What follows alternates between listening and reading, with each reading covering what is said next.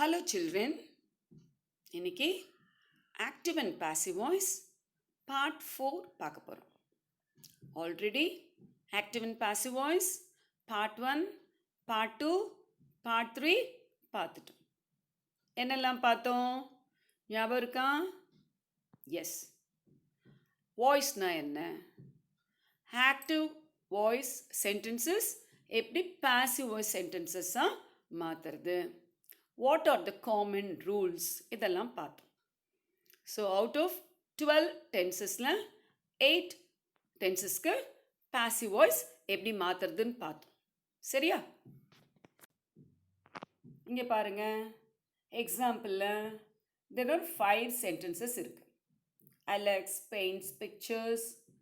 They had won the match. I bought a car. He is writing a letter. I helped them. இந்த சென்டென்சஸ்லாம் ஞாபகம் இருக்கா? இதுதான் நம்ம 8 டென்சஸ்க்கு இந்த சென்டென்சஸ் தான் பயன்படுத்தினோம். இந்த சென்டென்சஸ்லாம் அசர்ட்டிவ் சென்டென்ஸ் ஆர் டிக்ளரேட்டிவ் சென்டென்ஸ்னு சொல்லுவோம். இது ஒரு செய்தி வாக்கியம். It makes a statement. So இந்த சென்டென்சஸ்லாம் it begins with a capital letter and ends with a full stop.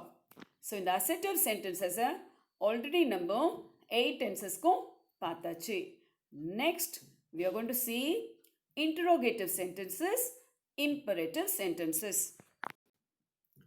Interrogative sentence na enna? It asks a question. Vina vakyam. Examples parunga. Where is my pen? Who has done this work? Do you speak English? Will you help me? How did you cross the river? The 5 questionsலையும் first question பாருங்க. Where is my pen? And the whereன்றத we call it question word. WH question. அதே மாதிரி who WH question, question word. How WH question, question word. Whereas third question, fourth question பாருங்க. Do you speak English? Will you help me? இது ரெண்டுமே உங்களுக்கு நல்லா தெரியும். எதில் ஆரம்பிச்சிருக்கு? ஹெல்பிங் வேர்ப்ஸில் ஆரம்பிச்சிருக்கு. டூன்றதும் ஹெல்பிங் வேர்ப், வில்லுன்றதும் ஹெல்பிங் வேர்ப். இந்த இன்ட்ரோகேட்டிவ் சென்டென்ஸில் there are 2 types. இப்போ அதை பார்க்க போகிறோம். So interrogative sentence WH questions ஒன்று இருக்குது. yes or no questions இருக்கு. ரெண்டு டைப் இருக்கு. WH questionsனா என்ன? It begins with question words. WH questionsனா it begins with question words. Who, what, which, when, how. இதெல்லாம் WH questions. WH questionsனா என்னன்னா ஒரு பதில எதிர்பார்த்து கேட்கப்படுற கேள்வி. ஒரு பதில் நீங்கள் சொல்லணும் அதுக்கு. வாட் இஸ் யுவர் நேம் அப்படின்னு கேள்வி கேட்டால் என்ன பதில் சொல்லுவோம் நம்ம? மை நேம் இஸ்ன்ற பதிலை சொல்லுவோம். Who wrote this book? When does the train arrive? How to you open this box? இந்த WH கொஸ்டின்ஸ்லாம் ஒரு பதிலை எதிர்பார்த்து கேட்கக்கூடிய கேள்வி. அதுக்கு நம்ம ஒரு பதிலை சொல்லுவோம். வேராஸ் எஸ்ஸர்னு questions it begins with auxiliary verbs, helping verbs. is, am, was, have, had அதில் ஆரம்பிக்கிற கேள்விகள். இந்த கேள்விக்கு நம்ம எப்படி பதில் சொல்லலாம்? எஸ் அல்லது நோன்னு பதில சொல்லலாம். அதனால இதுக்கு yes or no questions. Is it cold outside? இதுக்கு எஸ்ன்னு சொல்லலாம், நோன்னு சொல்லலாம். Was the game interesting? Are you feeling better? Did you like the food? இந்த கேள்விகளுக்கெல்லாம் நம்ம எப்படி பதில் சொல்லலாம்? எஸ்ன்னு சொல்லலாம், இல்லை நோன்னு சொல்லலாம். ஸோ இன்ட்ரோகேட்டிவ் சென்டென்ஸில் ரெண்டு type. One is WH questions, other one yes or no questions. Auxiliary வேர்ப்ஸ்னா என்ன? An auxiliary verb helps the main verb. நான் அடிக்கடி சொல்வேன் helping verbs. So auxiliary verb helps the main verb and is also called a helping verb. Main verbுக்கு முன்னாடி வரும். that action happened in the past or is happening in the present or will happen in the future. So இது நமக்கு அந்த action எப்போ நடந்தது, நடந்து முடிஞ்சிருச்சா, நடத்திட்டு இருக்கா, நடக்க போகிறதா, அதை உணர்த்ததுக்கு தான் இந்த ஹெல்பிங் வேர்பை மெயின் வேர்புக்கு முன்னாடி நம்ம பயன்படுத்துவோம். ஆக்சிலரி வேர்ப்ஸ்னால் என்னன்னு புரிஞ்சிருச்சா? Or auxiliary verbs are helping verbs, main வேர்புக்கு ஹெல்ப் பண்ணுற வேர்ப். பாசிவ் வாய்ஸ் இன்ட்ரோகேட்டிவ்ஸ் எப்படி அசர்ட்டிவ் சென்டென்சஸில் ஆக்டிவ் வாய்ஸ்லேருந்து பாசிவ் வாய்ஸ் மாற்றுறதுக்கு we have some common rules. அதே மாதிரி இன்டரோகேட்டிவ்ஸ்க்கும் ரூல்ஸ் இருக்குது. அந்த ரூல்ஸை நம்ம பயன்படுத்தணும். The primary auxiliary verbs do, does or did do not appear in the passive form. So auxiliary verbs do, did, does passive voiceல வராது, போடக்கூடாது. அதுக்கு பதிலாக do, does ஆக்டிவ் வாய்ஸில் இருந்தால் பாசிவ் வாய்ஸில் இஸ், ஆம், ஆர் பயன்படுத்தணும். ஆக்டிவ் வாய்ஸில் டிட் இருந்தால் பாசிவ் வாய்ஸில் வாஸ், வேர் பயன்படுத்தணும். ஆப்ஜெக்டை சப்ஜெக்ட் பிளேஸ் கொண்டு வரும்போது சப்ஜெக்ட்டுக்கு கரெக்டாக சிங்குலரா ப்ளூரலான்னு பார்த்து கரெக்டாக இந்த ஆக்சிலரி வேர்பை பயன்படுத்தணும். அடுத்தது கொஸ்டின் வேர்ட்ஸ். WH கொஸ்டின் சொன்னல, அந்த question words when, why, where அதில் ஸ்டார்ட் ஆச்சுன்னா கொஸ்டின், பாசிவ் வாய்ஸ்லேயும் அந்த கொஸ்டின் வேர்டே போடணும். அதே பொசிஷனில் தான் வரும். வாட் டிட் அங்கே ஆரம்பித்தா அங்கேயும் பாசிவ் வாய்ஸ்லேயும் வாட் அதே ஃபஸ்ட்டு பொசிஷனில் தான் போடணும், மாற்றி போடக்கூடாது. Next auxiliary verbs, helping verbs வரும்போதும் எஸ் ஆர் நோ கொஸ்டின்ஸ்லேயும் அதே மாதிரி don't change the position in the passive forms.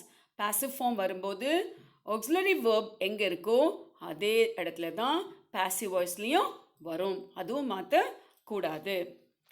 அதே மாதிரி WH கொஸ்டின்ஸில் ஹூ வரும்போது மட்டும் ஹூ சேஞ்சஸ் டு பை ஹூமாக மாற்றணும். ஹூவை மட்டும் பை ஹூமாக மாற்றணும், ஹூம் வந்தால் ஹூவாக மாற்றணும். திருப்பி ஒரு வாட்டி சொல்லித்தரேன்.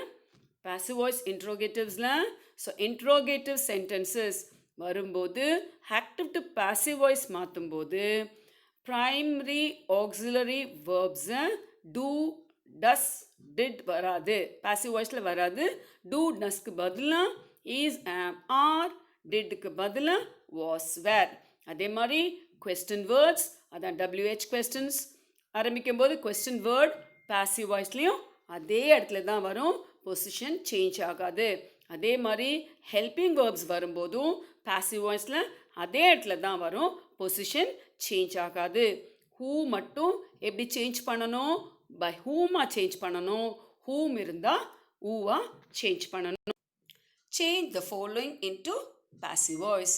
இப்போ கீழே கொடுத்துருக்கேன் ஆக்டிவ் அண்ட் பாசிவ் எப்படி மாறி இருக்குன்னு பாருங்கள். ஆக்டிவ் வாய்ஸில் have you invited them. Passive வாய்ஸை மாறும்போது have என்ன வேர்பு, ஹெல்பிங் வேர்பில் இருக்க question yes or no type. So have passive வாய்ஸ்லேயும் have அதே பொசிஷனில் தான் போடணும். have போட்டுட்டு you invited them, you subject, invited verb, them object. அதே ஃபார்முலா தான். you have to bring the object in place of subject. them இங்கே வரும்போது என்னவா மாறும், they. have, has, perfect tense என்ன போடணும், been. have they been invited, third form of the verb என்ன, invited. by you subject object placeல போயிடும்.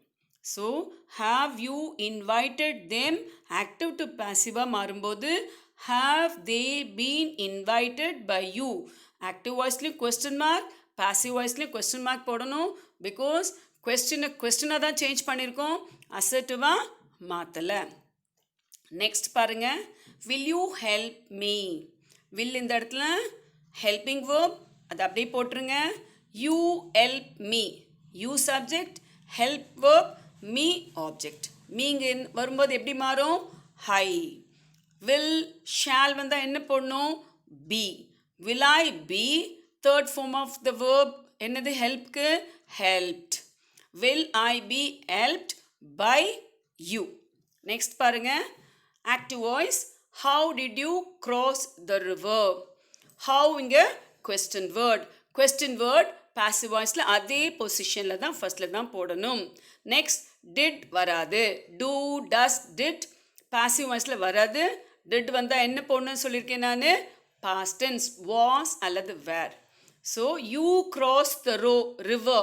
River இங்கே கொண்டு வரும்போது ஆப்ஜெக்ட் சப்ஜெக்ட் பிளேஸ் கொண்டு வரும்போது ரிவர் என்னது சிங்குலர். ஸோ அதுக்கு முன்னாடி என்ன தான் போடணும் was. ஸோ how was the river? crossோட third form of the verb என்ன crossed. by you subject object placeல வந்துருச்சு. how did you cross the river? எப்படி மாறி இருக்கு how was the river crossed by you? Next பாருங்க who wrote this book? who வந்தா என்ன சொல்லியிருக்கேன் நான் who வந்தா by whom மாற்றணும். who by whom போட்டாச்சு. wrote is past tense. so was this book third form of the verb write என்ன written. by whom was this book written? imperative sentence. imperative sentenceனா என்ன ஒரு கட்டளை வாக்கியம். it gives a command, a request or an advice. So கட்டளை வாக்கியம்னா கட்டளை மட்டும் இல்லை ரிக்வெஸ்டாக இருக்கலாம் அட்வைஸாக இருக்கலாம் இன்ஸ்ட்ரக்ஷனாக இருக்கலாம் எப்படி ஒன்றாலும் இருக்கலாம். ஸோ ஆனால் நம்ம சொல்லும்போது என்ன சொல்லுவோம் இம்பரேட்டிவ் சென்டென்ஸ்னால் அது ஒரு கட்டளை வாக்கியம். கீழே கொடுத்துருக்க சென்டென்சஸ் பாருங்கள். obey your parents, sit down, listen to me carefully, open the window, leave the room. இது எல்லாமே imperative sentences. imperative sentencesக்கு subject இருக்காது. ஆனால் subject என்ன இதுக்கு you. ஏன்னா இந்த சென்டென்சஸை நமக்கு முன்னாடி இருக்கவங்க கிட்ட தான் நம்ம சொல்ல போகிறோம் பேச போகிறோம். ஸோ யூன்னு முன்னாடி போட்டுக்கலாம். you obey your parents, you sit down. So imperative sentencesல subject போட மாட்டோம். ஆனால் subject என்ன you. passive voice imperatives எப்படி assertive sentencesக்கு interrogative sentencesக்கு நம்ம active to passive பண்ணும்போது சில ரூல்ஸ் பயன்படுத்தணுமோ அதே மாதிரி imperatives-க்கும் சில ரூல்ஸ் இருக்கு. in active voice sentences containing request, order, advice or instruction should begin with you are requested to, you are ordered to, you are advised to or you are instructed to in passive form. So active to passive voice மாற்றும்போது இந்த சென்டென்ஸில் please ரிக்வெஸ்டாக இருக்குது. ப்ளீஸ்ன்னு வார்த்தை வந்தாலும் it's a request. So please வந்தால் ப்ளீஸை எடுத்துட்டு you are requested டுன்னு போடணும். Suppose அந்த sentence ஒரு ஆர்டரிங் இல்லை ஒரு அட்வைஸ் இல்லை ஒரு இன்ஸ்ட்ரக்ட் பண்ணுற போல் இருக்குது அப்படின்னா நம்ம அதுக்கேற்ற போல் பாசிவ் வாய்ஸில் you are advice to, you are instructed to அப்படின்னு மாற்றிக்கணும். சரியா? Next, if the request, advice, order active ஃபார்மில் நெகட்டிவில் இருந்தால் பாசிவ் வாய்ஸ் எழுதும்போது எப்படி ஆரம்பிக்கணும்னா யூ ஆர் ரிக்வெஸ்டட் நாட் டுன்ற ஒரு வார்த்தையை போட்டுக்கணும். not to, you are advised not to, you are ordered not to, don't throw the ball, don't ன்ற வார்த்தை வந்தா you are instructed not to throw the ball னு போடணும்.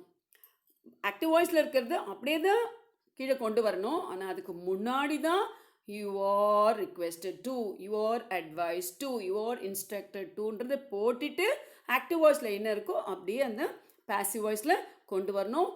ப்ளீஸ், கைண்ட்லி அந்த ரெண்டு வார்த்தை மட்டும் வந்தால் ரிக்வெஸ்டட் தான் போடணும். ஆனால் ப்ளீஸும் கைண்ட்லியும் எடுத்துட்டு போடணும்.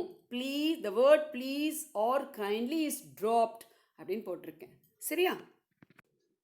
Change the following into passive voice. இப்போ கீழே இருக்க கொடுத்துருக்க சென்டென்சஸ்லாம் ஆக்டிவ் வாய்ஸ்லேருந்து பாசிவ் வாய்ஸாக எப்படி மாற்ற போகிறோன்னு பார்க்க போகிறோம். எல்லாமே imperative sentences.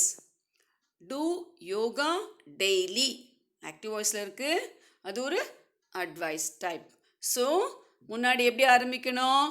You are advised to போட்டாச்சு. டூ யோகா டெய்லி ஆக்டிவ் வாய்ஸில் இருக்கிறது அப்படியே பாசிவ் வாய்ஸ்க்கு கொண்டு வரணும். Very easy. You are advised to do yoga daily. Next sentence பாருங்க. Please close the door. ப்ளீஸ்ன்ற ஒரு வார்த்தை பயன்படுத்தியிருந்தா என்ன போடணும்னு நான் சொன்னேன்? You are requested to. So you are requested to close the door. Close the door அங்கேயே இருக்குது, அதை எடுத்து அப்படியே போடணும். ப்ளீஸை மட்டும் போடக்கூடாது. நெக்ஸ்ட் தேர்ட் பாருங்க. Don't throw the ball. Already நான் உங்களுக்கு எக்ஸாம்பிளில் சொன்னேன், அதே தான் இங்கே எழுதியிருக்கேன். டோன்ட் த்ரோ த பால். டோன்ட்றது நெகட்டிவில் இருக்குது, நெகட்டிவ் ஃபார்மில் இருக்குது. யூ ஆர் இன்ஸ்ட்ரக்டட் கூட என்ன சேர்க்கணும்? Not to. You are instructed not to throw the ball. Next பாருங்க. Active voice. Get out of the room. Get out of the room. You're ordering.